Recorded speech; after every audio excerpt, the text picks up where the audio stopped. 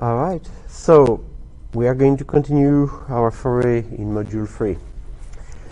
Before we do that, a few minor announcements, well, some of them more minor than others.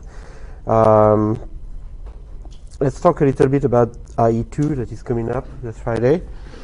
So I had a bunch of questions coming up, so I want to address them for everybody, make sure that there is an answer in the slides so that everybody is on the same page, okay? The first thing that came up is the scope of IE2. The scope of IE2 is everything up to and including Module 2, right? So we started Module 3 last session. We introduced array list and for each loop, for example. These are not allowed for IE2. IE2 is going to try to make sure that before we move forward, everybody is okay with using basic Java array. Everybody is okay with extending the size of an array, by hand and stuff like that. I know it's tempting, it's natural. A bunch of people ask me that, okay? And I promise you, after IE2, we are going to use pretty much exclusively array list for each loop. We are going to make it convenient. But for that one, be aware that you will lose some points if you try to use array list and for each loop instead of the basic stuff that we have practiced in Module 2, okay? So that was the most important stuff, probably. Logistics. Some people ask me if we were going to have to write 3 classes in that exam. Yes, exactly the same type of format that you have seen in the to-do list example and that you have seen actually in the invoice item and invoice example, okay? So one class is going to be what sometimes I call the driver, the one that has the main method that does all the tests, okay, the one that you actually run. And then 2 other classes, one is going to be a container, one is going to be a containee, pretty much, okay? So it's going to be very much so the same structure. As far as extension, I mentioned here on the slides the Piazza announcement. I want to make sure everybody is aware that when there are class announcements, they are going to be posted in Piazza. If you have not registered yet to use Piazza, please do so. I think there are just a few people that have not registered yet. In this case, for example, we have an extension in the time that you have to take IE2. So it's worth keeping up to date with those kind of announcements. IE2 preparation. So this is more an advice than anything else, okay, based on what I've seen recently. So first thing, good news, is that a lot of people are working really hard to prepare for IE2. So kudos on that, okay? You guys are doing it exactly how you should. So I've had a ton of questions, etc. What I can give you as advice is don't try to jump into the invoice item preparation exercise before you've taken at least a look to the list, okay? Some people try to do that. It's really hard. Before you take a look at to-do list, make sure that you read the reading assignment, are okay with the lecture content. Again, it's possible to skip a bit, okay? It's possible to go directly to the exam preparation and skip everything else. It's just going to make your life harder, okay? So the instinct is, I think for all of us, the instinct is if I get a new device, I no longer read the manual. I'm from the generation where we used to get manuals with device, even with video games, and we would kind of take a look at the manual, before to play a game, etc. This is no longer the case. You fire up the thing has a tutorial integrated inside of it, okay? So you learn by just doing, you learn on the fly, etc.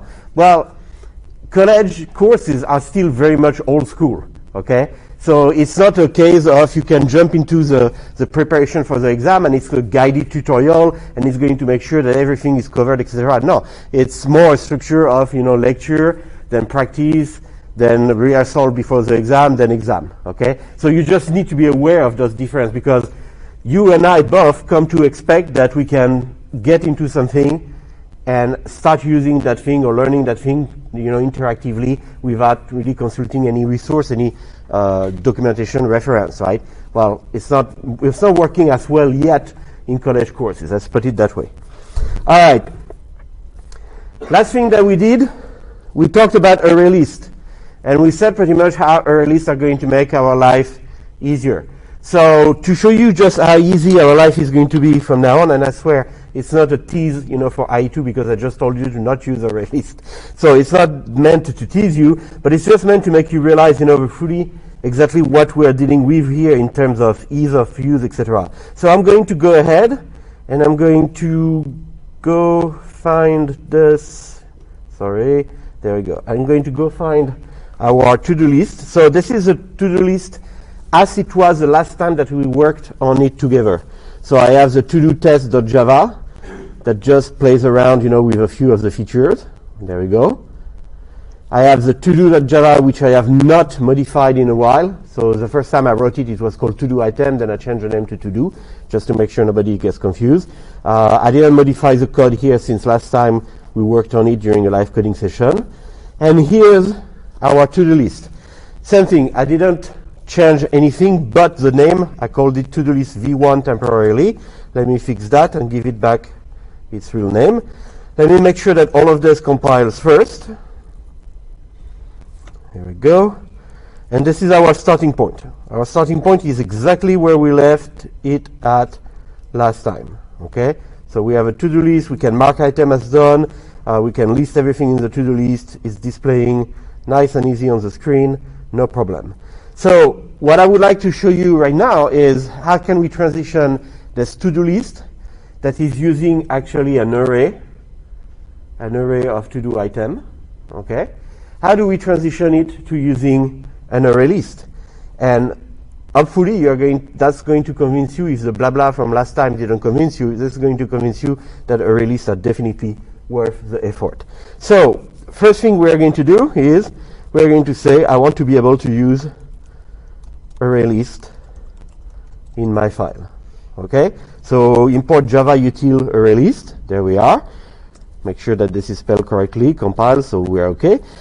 And then I want to change the data type of this attribute. So I'm still keeping the same attribute, all right?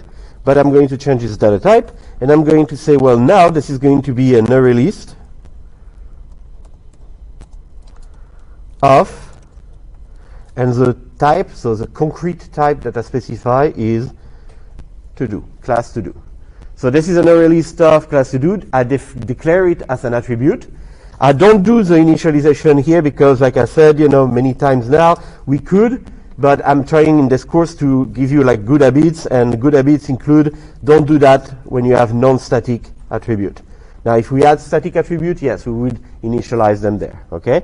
So I have my array list declared. Of course, if I try to build this, I'm going to get a ton of errors, okay?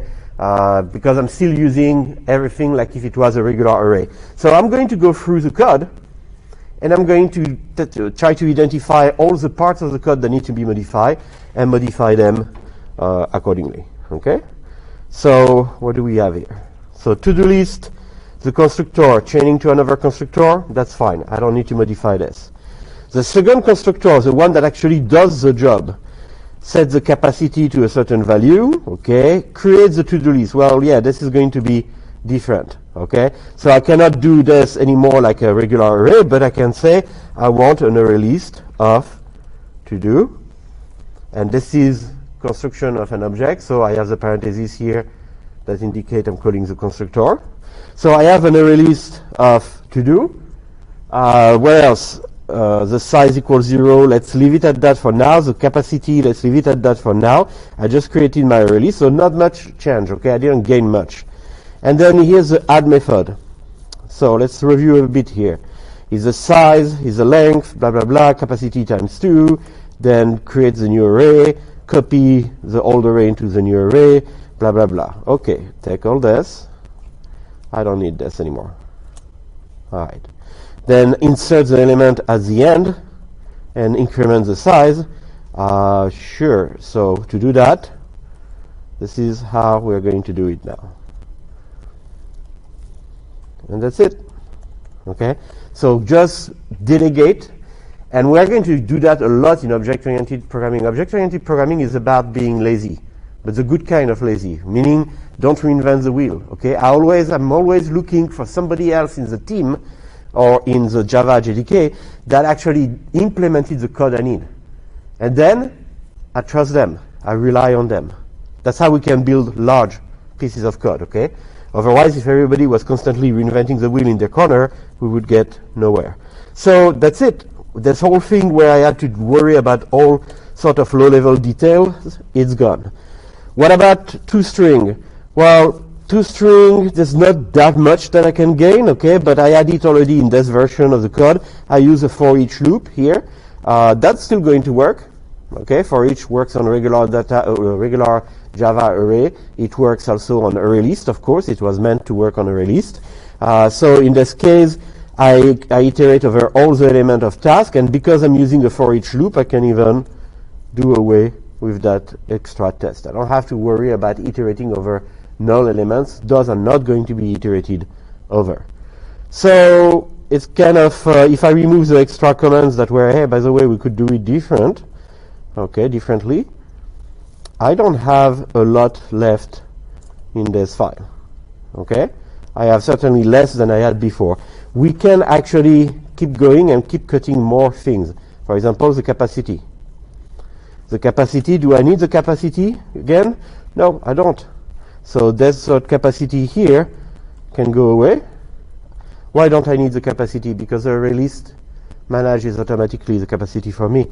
And if you look in the rest of the code, there we go. So here I was displaying the capacity. I'm no longer going to be able to display the capacity of the list, okay? Or I would have to dig and see exactly if this is accessible, you know, inside the class array list. But I don't care that much about it. But I can display the size, okay? And that's it. I got rid of capacity. What about size? Do I need the size? No, I don't need the size anymore. I don't need the size anymore because anytime I want to know the size, that is a number of elements in my array, I can actually call a method on the attribute task that's called size. So I can say task.size, and here we are. All right, let's try to compile that to get rid of all the compilation error. Okay, none, compile, run. So does it do anything different? No. This is called refactoring, okay? I've used that term a few times. I want just for you guys to get used to it, okay? This is called refactoring, which means that my code worked. My code was fine. And then I took a break. I came back to my code. I looked at it and I said, why am I bothering with all this stuff? And I went ahead and I replaced, you know, everything that I could by something simpler, easier to read, less likely to have bugs because I don't manage things by hand at the micromanagement level, okay? More reliable because I use classes that have been written by in the JDK for like decades, okay? So pretty much I made my code better without removing or adding any feature. That's what refactoring is about, okay? And I really encourage you to take the last version of this code here and compare it to what we had before to just really experience, you know, the difference. So we did the to-do list together. Some of you already did the invoice item, okay, the conversion to invoice item, and did the to-do list as well. You should be able to do that based on the previous lecture, okay? I didn't use anything that was not introduced in the previous lecture. It took me, I don't know, like 10 minutes, 7 minutes, something like that, okay? But it's because I talk a lot. When you do it at home, you're not going to be like talking to your hamster like that, explaining every step. So you're going to go faster. This is really a 5-minute deal. So get rid of those 3 first exercises. If you have not already, get rid of the 3 first exercises in the practice exercise list, okay? And then you're ready to use to-do list. There's nothing more to it. All right. So going back to where we were at in the lecture, or actually rewinding apparently. So we're going to go fast over the stuff that we already talked about. Now we're ready to start the first concept of this module, the first big concept of this module. Array list was just a tool, okay? But the first big concept is going to be inheritance. So inheritance is a relationship. So far, we talked about only 2 kinds of association between classes, okay? We talked about aggregation, composition. And then association was a generic term. Well, inheritance is also a special kind of association between class, just like composition and aggregation. It's there to allow us to take code away from a bunch of classes and relocate it in what we call a superclass. So it's really like factoring, you know, an equation. You have an equation, you have x plus 2x plus 3x. Well, you can factor the x out of this, right? And make it simpler. That's exactly what we're talking about doing here. So if we are going to start by using the running example from the textbook, which is geometric shape, okay? Because this is really trivial to understand, and it's really a good illustration still of what we're trying to do with OOP here. And then we're going to apply that to to-do, we're going to apply that to invoice, and then we're going to have an exam coming up, okay? So right now, let's go with the circle, rectangle, square, triangle. Think of any geometric shape that you want, you know. We have to have a bunch of classes defined that model those geometric shape. So the key is that as we write each of those classes, we are going to start seeing a pattern. We're going to see a pattern. We're going to see that, okay, I have maybe a get perimeter method for each of them. I have a get area method for each of them. I have a lot of things that are in common. For example, display yourself on the canvas, on the screen. Okay, all of those methods are going to repeat themselves. The structure is going to start looking similar. So that's a good example for us to apply inheritance, because we do have some redundancy and we want to eliminate it. Okay, so our example will be just rectangle and circle to start off with, and we are going to try to see what's common between those two classes. So here are UML diagrams for circle, the class circle, the class rectangle. What do we have in circle? Well, so we have a little bit more stuff than the previous version of circle. We have something called a color that's going to be a string, okay? Field, a boolean that tells me if when I display that shape on the screen, I want it filled with a color or not. The date created, don't ask me why we keep track of the date created of a circle, but we do. The radius, of course, which is the only attribute we had before. And then we have three constructors, a bunch of getter method, so get the color, set the color, so getter and setters. IsField, which is just a getter, okay? Set field, get date, and toString. toString is not technically speaking a getter or a setter, but it's still one of those common methods that we write up for almost every class, right? So toString returns a string description of this whole object. And then get radius, set radius, more getter and setter specific to the radius, the area, the perimeter. So the area and the perimeter, they are not really getter and setter in the sense that there is not an attribute area, and there is no attribute parameter either. So what's the deal here? Well, the deal is that we hide away all of our attribute, and I mentioned that already one time, okay, quite a few lectures ago. We hide away all of our attributes, and then from the perspective of whoever is going to use my class, create objects of my class and use them, they look at this and they say, all I have is a bunch of public method. So when I say get color, do I care how you store the color inside the object? No. When I say something like, for example, get radius, well, you are storing the radius as an attribute, but I don't even have to know that. I just call get radius when I want the value. I call set radius when I want to modify it. I don't even have to know it's an attribute. And I mentioned that because when you do get and set area, or actually when you do get area, the area is computed on the fly. Same for the perimeter. So technically, I don't store the area, I don't store the perimeter. And again, theoretically, I could actually decide that what I'm going to store is area or the perimeter. And every time you ask me the radius, I'm going to compute it on the fly and figure it out. It would be kind of silly to do so. I don't know anybody who would want to do that like that, okay? But the fact of the matter is that allows us to enforce this idea of abstraction. Okay, you don't know what I store as an attribute. You don't know what I decide to compute on the fly. If I change my mind later on and I re-implement that class, so refactor it, right? If I refactor that class implementation later on, it's not going to change how you guys are using the object of my class. And you're not going to even see a difference. You might feel a difference if there is a little bit more delay in the computation, stuff like that, but that's about it. Okay? So when we look at this, there are blocks that really are replica of one another. And then there are things that are very similar to one another. So the color, the boolean that tells me the shape is filled or not, and the date created, when I look at the class rectangle, I see exactly the same attributes. Okay, no change at all. Then the constructors, well, the constructors have a different name. So they are different. They take a radius on the left, they take a width and a height on the right. So there are enough differences. But yet, some of the things are common. Like, for example, when I look at the third constructor, the one that takes 1, 2, 3 arguments, okay, that constructor takes a radius on the left and a width and height on the right, but then after that it takes a color and a Boolean field in both cases. So there are still commonalities there. What about all of those? Exactly the same. They have exactly the same header, the same signature. Okay, this method seems to behave exactly the same. Are they implemented the same? We'll see.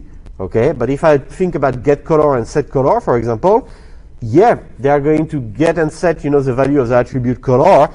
There's no way I could write them differently in circle or rectangle. There's no meaningful way for me to introduce a difference there. So maybe I can just write those methods once and just share them between the two classes. That's going to be the idea of inheritance.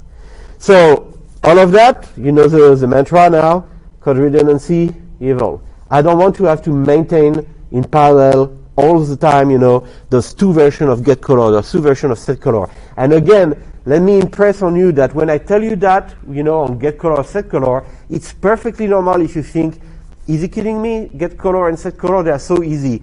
I can just cut and paste them and they're okay. Please imagine that you are dealing with get color and set color that are maybe 300 lines of code that have been written by the best engineer on your team, and you cannot even understand what this person has been doing with the code. Okay, that changed the game quite a bit. Okay, this is a more realistic scenario. Of course, we use a trivial scenario here so that it fits in the slide, so that I can focus on telling you the concept behind it, and you don't have to struggle with the difficulty of the application domain. But in real life, we are going to have very complex application domain. So the benefits that seem trivial here in the classroom, suddenly they become very, very important when you apply this in real life. So, did we have a similar situation that we encountered? Let me kind of refine this a little bit.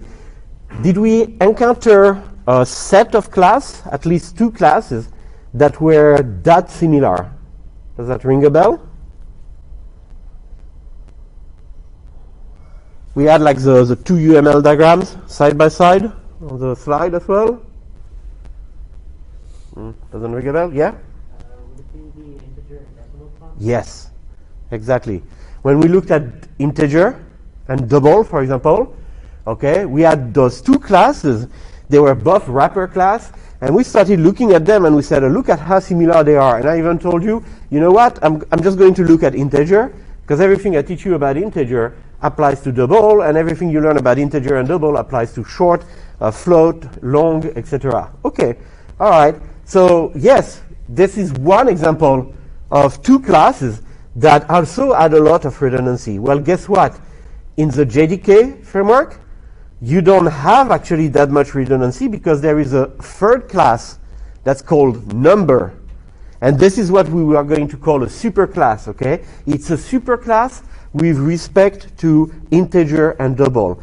And its role is really to contain everything from both integer and double that would be otherwise redundant.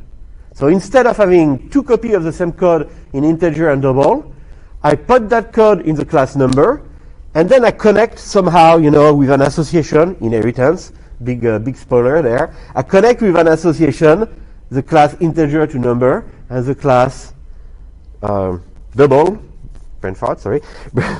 to number as well. So we're going to do the same here. We're going to do it for circle and rectangle, aka we're going to do it for classes that we wrote ourselves, custom classes. So this is how it's going to look. We are going to decide that circle and rectangle, are going to be subclasses of a third class that I'm going to name geometric object. So the textbook keeps going back and forth between calling it a geometric object or shape or geometric shape. So don't let that confuse you in different exercise and example. There's different terminology, but the deal is we have circle, rectangle, and then we have something above it, geometric object, that allow us to pretty much put everything that was common. So almost everything that was highlighted in yellow is being moved to that third class, the superclass. So this is called a superclass. This is called a subclass. This is called a subclass as well. And the relation that we have, the inheritance relation, we read it as inherits from. So you would say the class circle inherits from the class geometric object. And in the old literature on object-oriented programming, you are going to also read about the relation is a kind of. So you would say the circle class is a kind of circle object class. So I like the is a kind of because it kind of implies, the idea of specialization.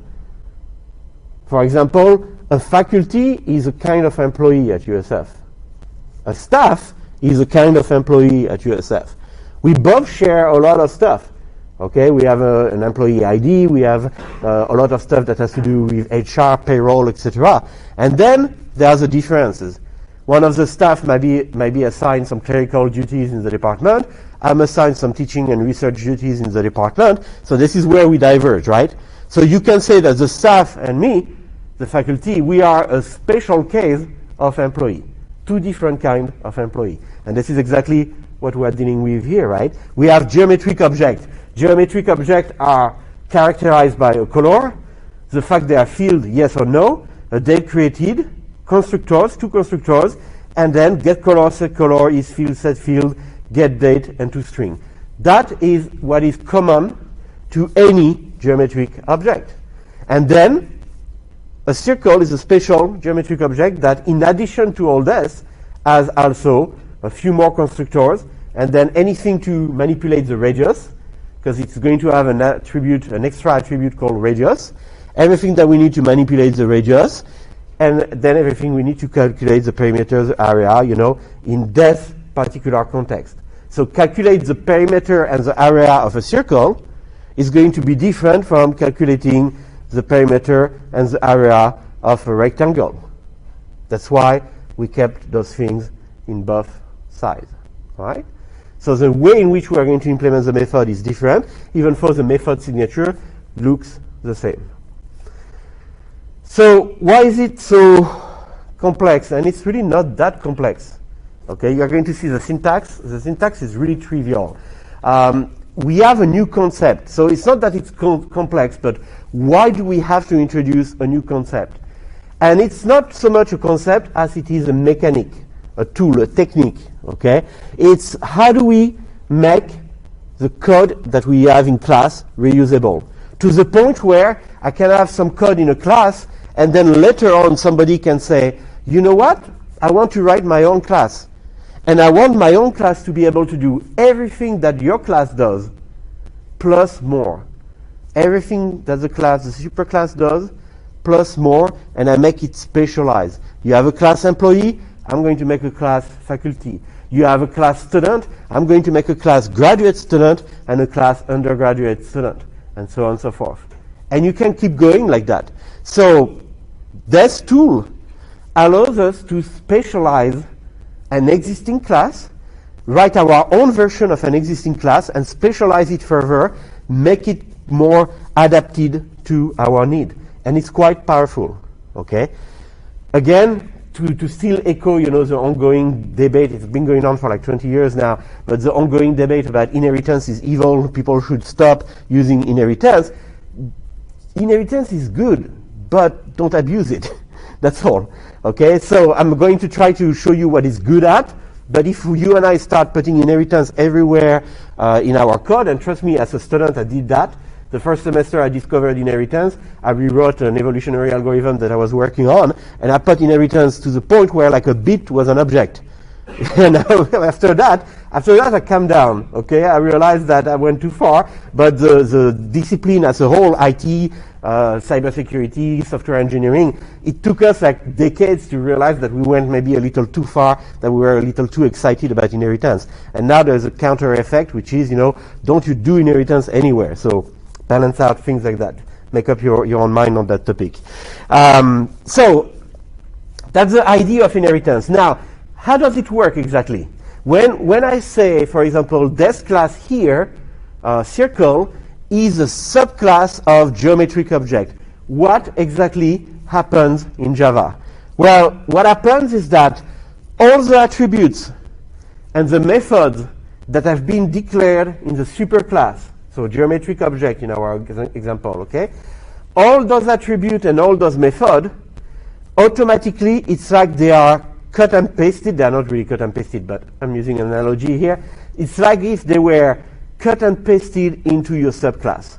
The subclass automatically, the moment you say it inherits from the superclass, it has access to all the same attribute, all the same method as the superclass has defined. Just like if you had written those declarations inside the superclass. So the first primary level to understand this is like, I'm doing some cut and paste. Okay, I had some code in a class, I cut and paste it in a superclass, and now I just have this new syntax in Java that tells me go and fetch all the attributes and all the methods from the superclass in this subclass, in that subclass, in that subclass, and so on, so forth. Okay?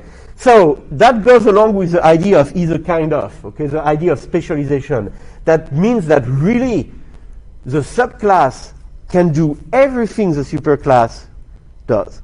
It has all attribute, all method, everything is right there, plus more. So you always add more. As you take a superclass and you make a subclass that inherits from it, you are going to add more to the subclass. If you take that subclass and you make a subclass that inherits from the subclass, you are going to take everything the subclass has, which by the way includes everything the superclass had. It's transitive. And then you are going to add more. As you go down this hierarchy of inheritance, with the superclass is at the top, the subclass is at the bottom, you are becoming more and more and more specialized. Okay? All right. What about the syntax? Super trivial. So let's take an example. I have a main class, uppercase M, that contains a main method, lowercase m. I'm creating an object of class circle. I'm creating an object of class rectangle. So it's not full Java code. I use ... to fill in the details. Okay. So this is my class main, pretty much. It doesn't do much. And then I have a class geometric object, which is going to be my superclass. So again, ... I just want to focus on the syntax for inheritance. So everything that we talked about putting into geometric object, we're going to assume it's there. And then I have a class circle. And how do I connect the class circle to the class geometric object? I use the keyword extends. Okay, that's it. In Java, when you declare your class circle, we used to say class circle open curly brace, okay, or public class circle open curly brace. Now it's going to be public class circle extends and the name of the one class that you are extending. So that makes circle a subclass of the superclass geometric object. So their relation is circle inherits from geometric object. Circle is a subclass of geometric object. Geometric object is a superclass of circle. These are the three ways we can read the relation between the two. And then if I have a rectangle, same thing. Extends keyword when I declare the class. And now my rectangle extends also geometric object. So both of them are extending. As I already, yeah, sorry.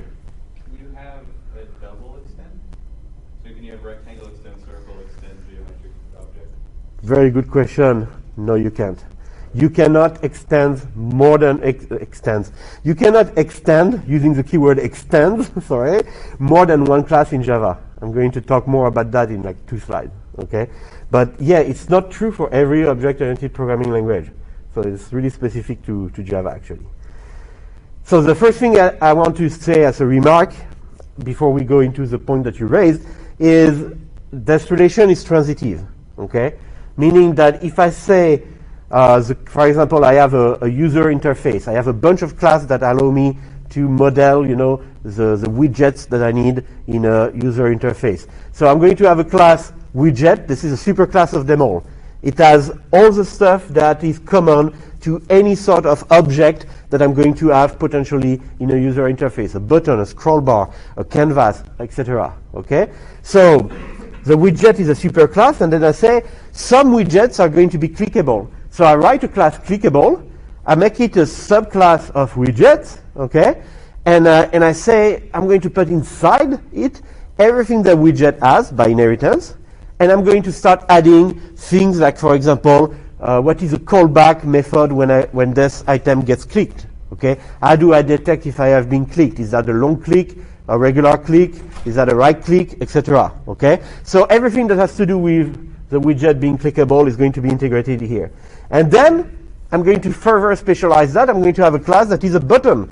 So the button is a form of clickable object, but it's very specific. It has always a border. It has like a label in the middle of it, okay? Other things could be clickable that don't have those features. So I add those features and I inherit from clickable. So the fact that I inherit from clickable means that I can say button is a kind of clickable. A button object is a kind of clickable object. But a clickable object is a kind of widget. So I can also say that a button is a kind of widget. That makes sense, common sense, right? Well, that just means in jargon, that just means that the relation is transitive. So the inheritance relation is transitive. You have what we sometimes call an inheritance chain. So if I look at button, I can say button is part of an inheritance chain that go all the way up to the class widget. Okay? And then we finally get to the point that you raised, which is the technical term for that is multiple inheritance. Can we do multiple inheritance in Java?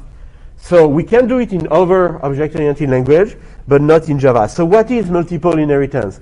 Multiple inheritance is, say, you have a class human. You are modeling a video game, whatever. These are the characteristics of your human character. Then you have a class that has everything that is specific to fish, okay, fishes. And then you say, I want to do a class that is both inheriting all the characteristics of a human and all the characteristics of a fish. That makes sense.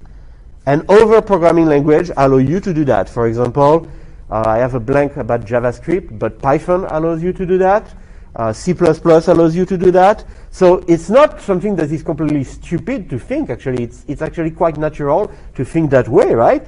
Now, there's a little bit of history behind that, but the short of it is Java, nope. You cannot do that. So anytime you extend only one class.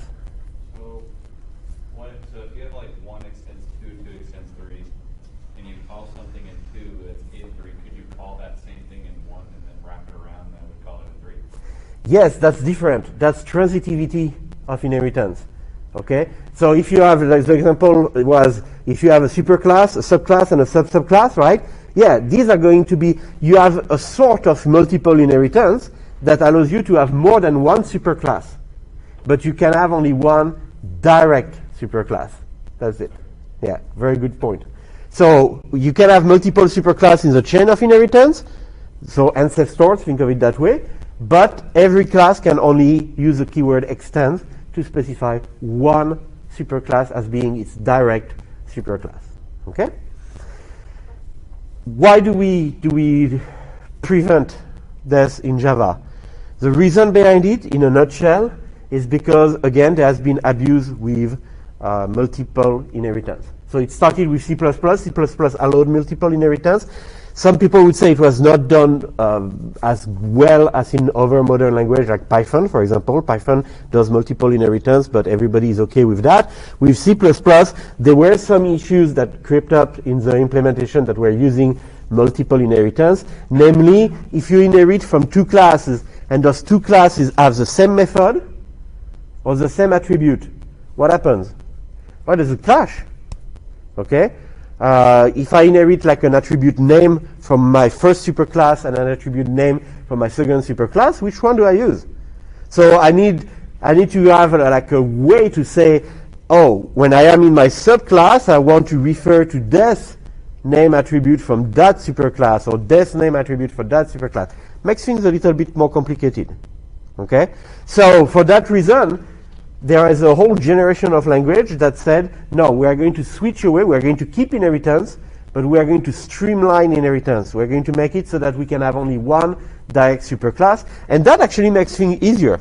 And we reap most of the benefits, actually, of inheritance without getting burdened by the drawback or the things that are a little bit more complicated. And then later in this class, the last module we cover together, I'm going to introduce the concept of interface. And when you have single inheritance plus interface in a language, you pretty much have 99% of what you had with multiple inheritance anyway.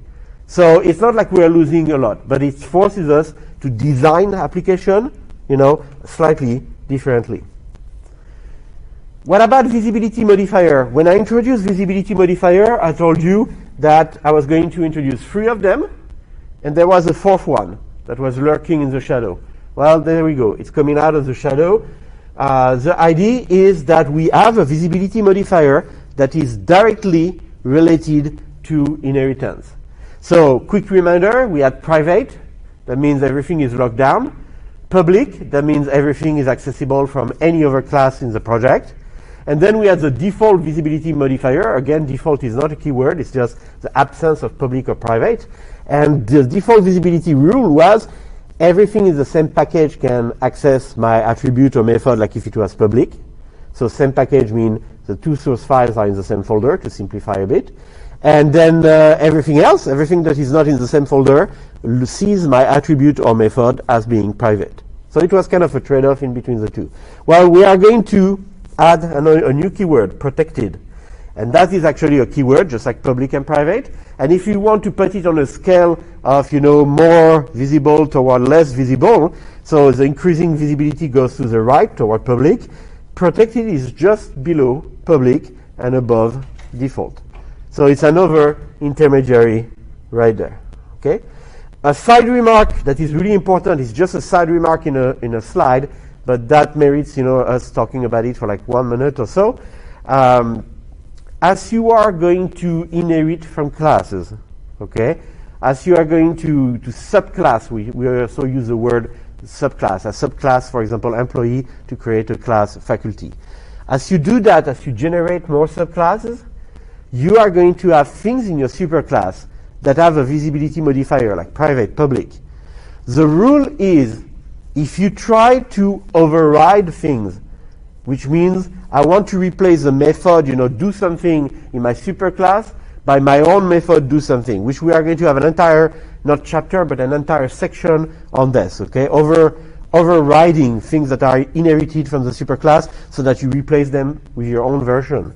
Well, when you want to do that, what if you change the visibility modifier? What happens? You can change the visibility modifier, but it has to always follow the direction of this arrow on the slide.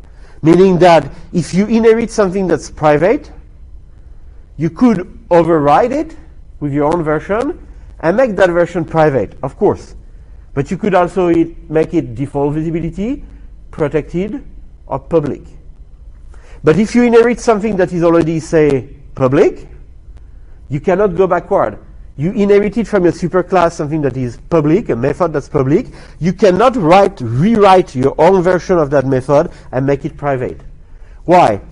Because your superclass said, everybody who is pretty much a subclass of me is going to have that public method. You cannot decide to lock it down and make yourself a special case where, my class is not going to have this feature. If you don't have all of the features of your superclass, then you don't officially deserve to be a subclass of that superclass. And you guys are going to see exactly why that matters when we do polymorphism, okay? But right now, let's keep it at the common sense level, okay? If I say that I am a type of employee as a faculty at USF, and I start telling you, yes, I'm a type of employee, but you know what? I don't have an employee ID, and I don't do this, and this with the payroll, and I don't do this. What is the point even to define a category called employee? The whole point is that they have something in common. If I don't have anything in common with employee, I should not call myself a type of employee. I'm something different, okay? Totally different. So there is an easy way to remember the accessibility modifiers, okay?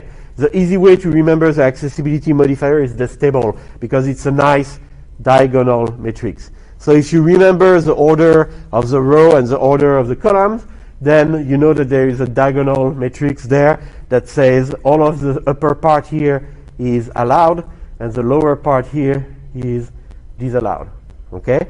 So remembering the rows order, that's actually intuitive, because this is the same order that we had. The maximal visibility is at the top, The minimal visibility is at the bottom. So public, private, okay? And then default is in the middle. That's easy to remember. And then what I just added in the previous slide is that protected was going to be right below public. So if you remember those two things, you'll remember the order forever, okay? So we have increasing visibility as we go up here. And then the column, well, this is where you have to do some memorization that is a little bit more arbitrary, but there's still kind of a logic to it. The first column is, can we access something that is public, protected, default, or private from within the same class? And the answer is always yes. When you write a class employee, it doesn't matter. The visibility modifier of the attributes in the class employee and the visibility modifier of the methods do not apply to the code inside the class itself. Okay, we have repeated that like a few times. So everything here is check, check, check, check, check. I can access it, no problem. What about if I am not writing code inside the same class, but I am writing code in another Java file that happens to be in the same folder? So I am in the same package, okay? If I do that, so those two classes are supposed to have kind of like in C++, you call that a friend relationship, a friend association, meaning that yes, we are two separate classes, but we are still related to one another because we're in the same package. So you can access everything but private. Private is the only keyword that guarantees you pretty much privacy for your attribute or method. What if it's a subclass? So it's the same than the previous, except that now we have the default visibility that is gone. So default was just, to allow classes that are in the same package to use their feature, to share their feature, etc. Well, if you are a subclass, you don't have access to anything that is default visibility. So the only thing that the subclass can access in its superclass is what's public, what's protected.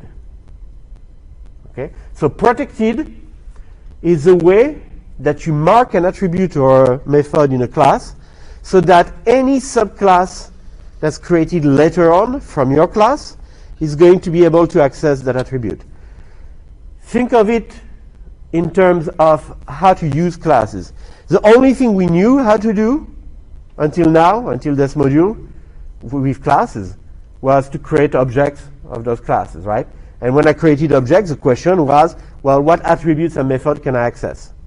Well, now we have a new mechanic to use classes. Some classes, I don't want to necessarily create an object from your class employee, but maybe I want to subclass. I want to inherit from your class employee. When I do that, the same question pops up. Which of your attribute, which of your method can I actually reuse in my code? All right, so the protected is going to allow us, the protected attribute is going to allow us to enable subclasses to still use access attributes and method that we have in the superclass. And then we have a class that is in a different package, and it's also not a subclass. So by the way, the subclass can be in a different package. Okay, no restriction here. So once we leave column number 2 here, we go to column number 3. This can be in a different package. But this last column is you are in a different package and you are not a subclass. Well, guess what? Only what's public is accessible to you. That's it. Okay? So the most restricted visibility. So here's a concrete example. We have two packages. Okay, one shaped like a hell here. So this is a game of Tetris going on here. And the other one is a package here that contains those two classes, shaped like a horizontal bar. So we already went through an example like that when we introduced the basic visibility modifier. So I'm just going to look at the part that is new here. Okay. So inside the package P1, I have a class C1. I have a class C2 that is just so happen to be in the same package. Okay. And then I have a class C3 that extends C1. That's the bit that is actually relevant. So if I look at my attribute, public, default, private, I'm not going to do much with those, okay? But the protected one is the one that interests me. The protected one is named Y. It can be accessed by a class that is in the same package. It can be accessed by a subclass that also happens to be in the same package. Okay, that's a direct result of the rule in the previous slide. And then if I consider a separate package, package P2, so a different folder from my source file, then the source files that are in there, like for example C4 and C5, I'm going to say that the public class C4 extends C1, and I'm going to say that the public class C5 doesn't extend C1. So C4 here extends C1, C5 doesn't extend anything. So C5 is a complete foreigner, complete stranger. It cannot access anything, including the protected field Z. Okay, this is as far as you can go in terms of your distance inside the code of a project. And then public class C4, it's in a different package, but it also extends class C1. So even though it is in a different package, it has that privilege relationship, which is inheritance. Okay, extend a class. So because of that, we can access Y that has been marked as protected. So that's it. 1 over intermediary level of visibility, 1 over way to open up and control access to your attribute and your method from other programmers, or other classes, I should say. Let's take an example of code, actually. So UML diagram for object, geometric object. Is it still called geometric object? Yes. Geometric object, circle and rectangle. So the UML diagrams here do not add anything new compared to what we had at the beginning. We are just going to implement those. So we start again by the test that we are going to write. So I have a separate class called test circle rectangle. Inside of it I have a main. Inside this class I'm going to create a new object of class circle, and I'm going to create a new object of class rectangle. Okay? After I create the object of class circle, I'm just going to play with it. So I'm going to display the circle information. I'm going to display its color, its radius, its area, and its diameter. So I compute some of those things on the fly. Some of those things are access to attribute. I don't care. I just get access to what I need from the circle object, and that's it. I display it on the screen. And then for the rectangle, same thing. I'm going to display the information about the rectangle, get its area, get its perimeter. So I don't have a diameter, I don't have a radius, okay? And I could have done get color, I just didn't do it for whatever reason here, okay? But that's it. That's going to be my driver. That's going to be the code that actually run when I run my application, and it's making use of the class circle and of the class rectangle. Let's look at first the superclass, geometric object. It has a color, private string color, nothing fancy there. It has a Boolean field that tells me if the shape is to be filled with that color when we display it on the screen. Private Boolean field. Private date created. There we go. These are my attributes. So I'm following the UML diagram here. And then constructor, public geometric object. Well, if you don't specify anything, if you don't give me any argument when you create your geometric object, what I'm going to do is I'm going to delegate to a 2-argument constructor, and I'm going to pass as first argument the color, white, and as second argument, false. So these are going to correspond to the 2 parameters here that are for the 2-arg constructor. The first one is a string that represents the color. The second is a Boolean that represents whether the shape is to be filled with that color when it's being displayed, yes or no. Okay? So again, constructor chaining.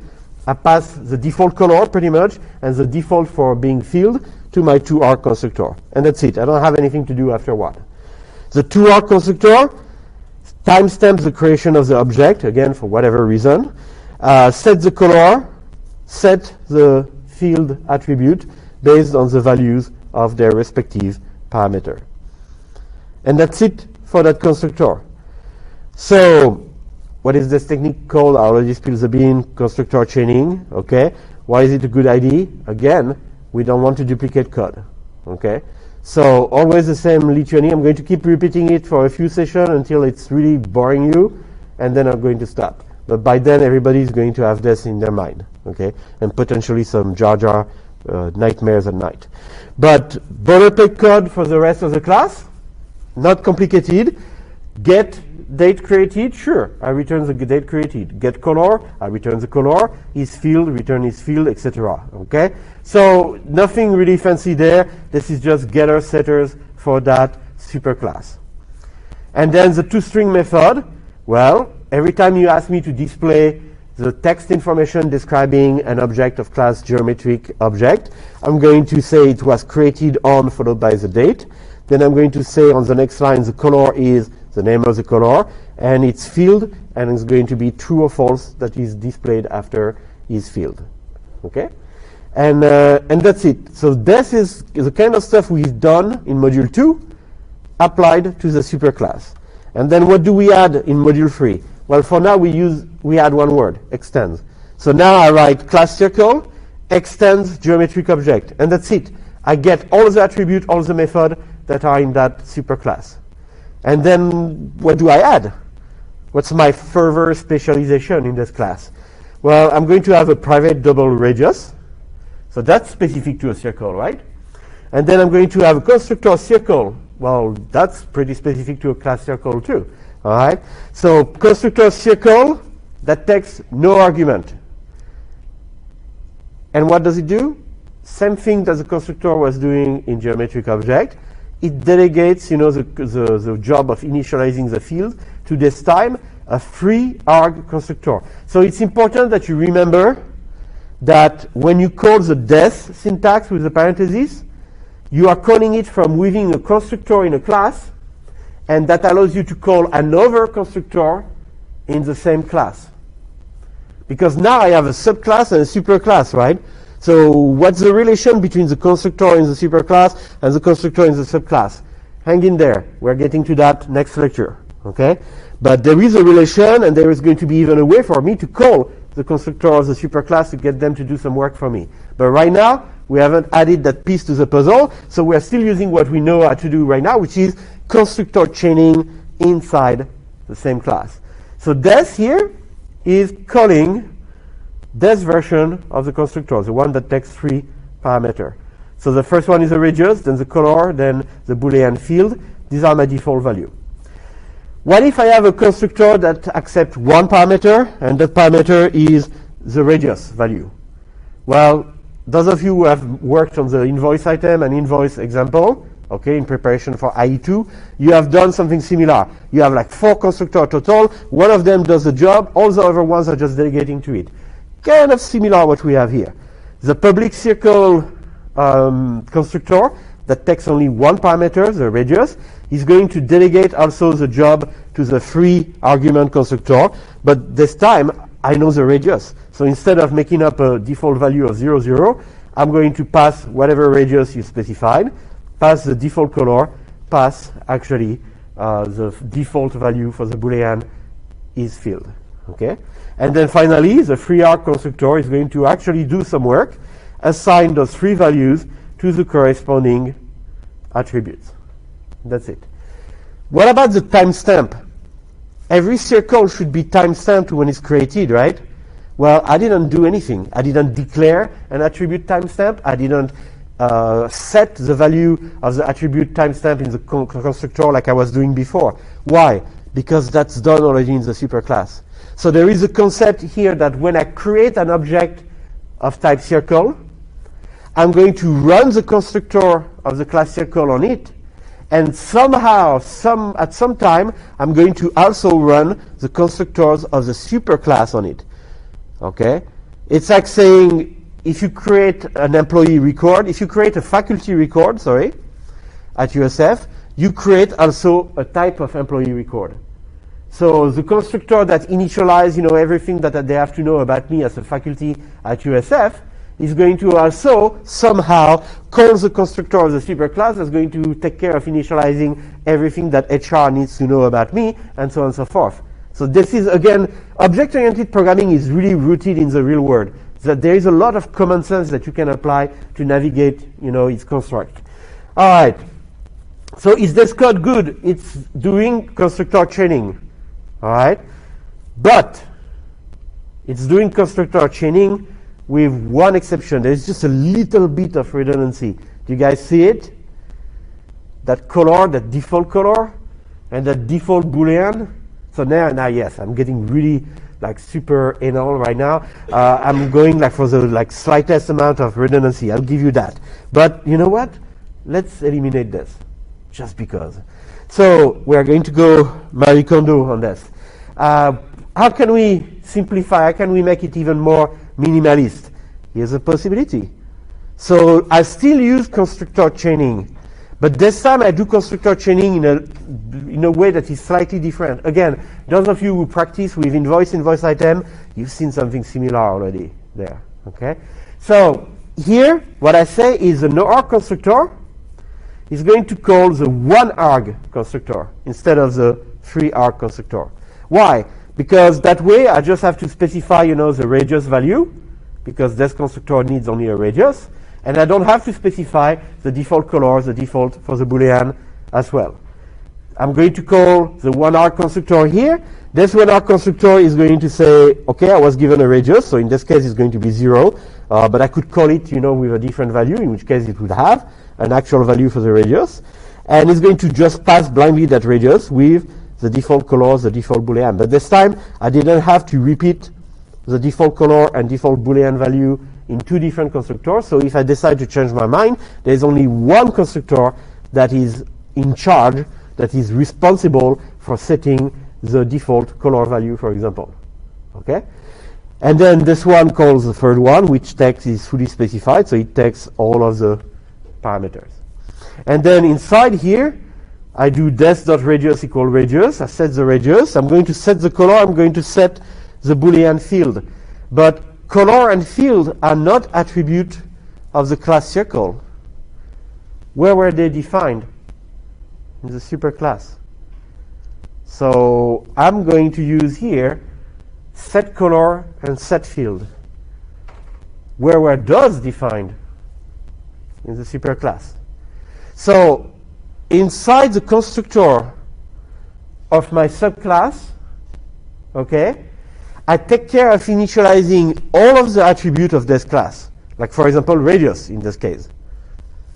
I accept as parameter not only all the data I need to assign my own attribute, but also all the data I need to assign values to the superclass attribute. And how do I set the values of the superclass attribute? Well, that's not my job. I'm the subclass. So superclass should be managing its own, attributes. So I'm going to delegate that job to methods from the superclass. And that's it. So we introduce inheritance. Very simple keyword, very simple mechanism. It allows us now to reuse classes in a different way. We don't just create object of an existing class. We can also subclass an existing class and make it our own, okay? And it allows us to delegate work also in a different way. I don't just delegate work between methods and add constructors that are inside one class or calling another class that I compose with, right? No, now I can delegate work to my superclass as well. So it's a very simple concept, a very simple keyword, but it enables certainly a lot of things to be done, a lot of very interesting things. Yeah? If you extend a class, do you also extend all the imports from that class? Like if I wanted to get date created and it's in the superclass, and I call it in my class, but I don't have an import statement, will it go to the superclass and use that get date created, give me a date without me having to import it in my class? So that's a good question. That's an interesting question. So just for the recording, I want to make sure it's on there. The question is pretty much when you inherit from a superclass, do you also inherit somehow the import statement that you had written in that superclass? And the answer is no, not directly. Okay, meaning that inheritance is not going to be also re-importing everything in the subclass that the superclass was importing. But the deal is, if your superclass was importing, let's say, java.util ArrayList, okay, that means your superclass was using Java util ArrayList. Now, if I am a subclass of your superclass, that doesn't mean that in my code I'm going to use ArrayList.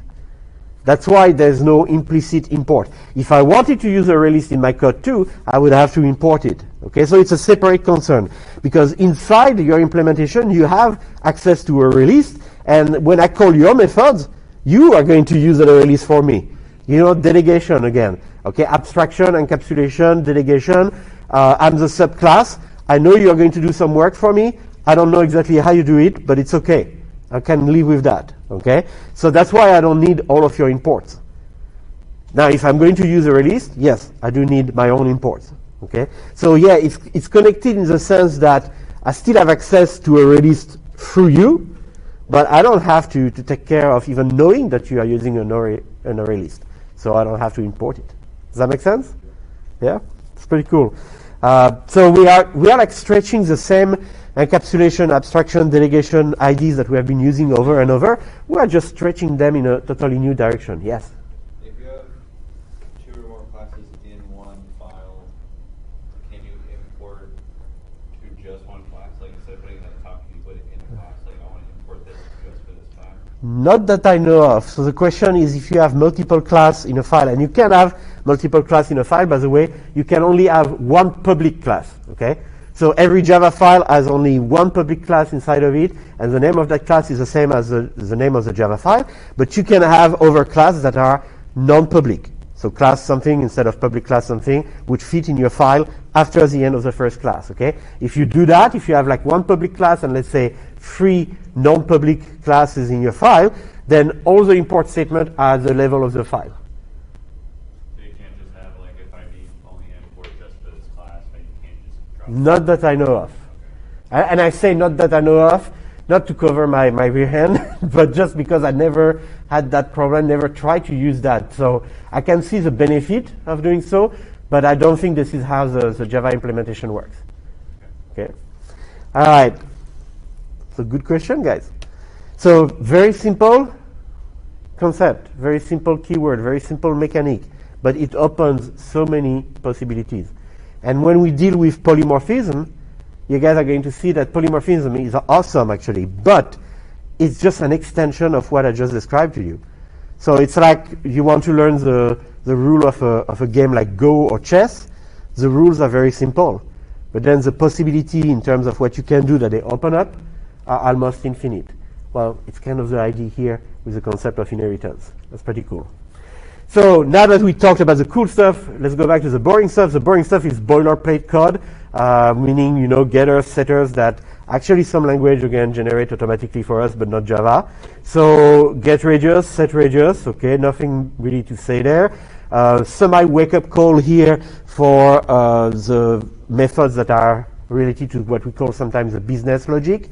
So these are not just getter and setters, they do something more that is related directly to the application domain. So compute the radius, compute the perimeter, compute the what else? The diameter, etc.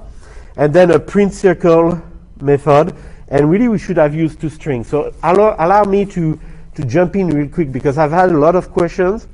It's not necessarily a specific question, but I've noticed in a lot of students that there is this little confusion that has been creeping up that appears actually every semester. So probably next version of this class I will address it, you know, directly in the lecture. But for now I'm going to address it here in this side remark. A lot of people are a little bit confused about when it's time to display something, when it's time to, for example, return a string. Well, if at an exam or something like that, I ask you, write a print circle method that displays, you know, a description of the object on the screen. No brainer. You have to do a system.outprint or println or something like that, okay? You are actually displaying to the console. That's your job. And your method might not even return anything. Its job is just to display on the console in this case, okay? And then, what if I, instead of having you write print circle, I had you write a method like toString? I will not tell you in the instruction to actually display anything on the screen. ToString's job is to return a string. And then whoever called toString has the choice to display it on the screen or what? Or maybe write that text in a file. Or maybe make that text appear in a button on a user interface. If you give me a string, I can do anything I want with it, including displaying it on the screen. So sometimes you want to be general, right? You write a class that's going to be used by a lot of people. So what you are going to say is you're going to say, listen, I can return to you a string description of the object, but I don't want to be presumptuous and assume that you always want the description on the screen. Yeah? Is that how log files are created? Yes. Yes, the idea of logging. Logging is what is the terminology for that? Logging is a cross-cutting concern, in object-oriented programming application. Okay, it's been used as a poster child for something called aspect-oriented programming, which is a sort of extension of object-oriented programming. The idea is, like, no matter what your application is, if you want to do logs of any sort, you have to have this sort of transversal abstraction that allow you to say, hey, I'm logging something, I'm logging something, I'm logging something. Now, what do I do when I log something? I don't know yet. If you are logging something in a desktop application in this class, I want you to display it in the console. Okay? If you are logging something in a web application, well, if it's in the JavaScript part, maybe I want you to log it into the browser console. But who is looking at the browser console? Only the developers. The users never go to a website, open their developer tools, and keep an eye on the developer console for all the different messages that could be printed there. So if I want this to be accessible to end user or the administrator of the application, the web application, for example, I would actually make it so that this information is returned into a log file instead of being displayed in a console. And what gives you the power to do that, to make that decision, is because somebody wrote the code without making any assumption of where the text description of the object was going to go. That's why toString is so useful. We can print it, we can put it in a file, we can send it over the network, we can do whatever we want with print it. So except if I ask you explicitly, and I will ask you sometimes to do that in an exam, okay? Except when I ask you explicitly to write a method that displays something, if I don't say anything about displaying something or even displaying error messages, you don't have to worry about those. Focus on what the method is supposed to do, which is, return, for example, a string when the parameters are okay. Here's rectangle. So now rectangle is going to be easy. Extends geometric object.